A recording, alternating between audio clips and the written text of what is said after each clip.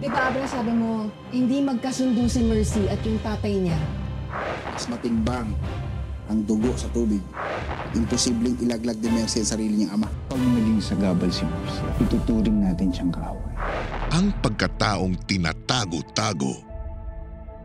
Morning, Judge. Gusto niyo rin po ako makausap. May sinabi sa akin si Mercy. Pero pag-usapan na lang natin pagbalik.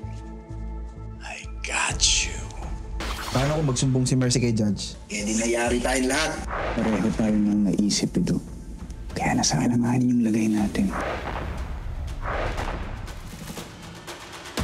Sila nga ni Judge Attorney. May mga tinatagong bagay sa kanya. Pero baka meron ka pang tinatagong sikreto. Ikumpisal mo na. Tuluyan na bang mabubunyag? Carlo J. Caparas, lumuhod ka sa lupa.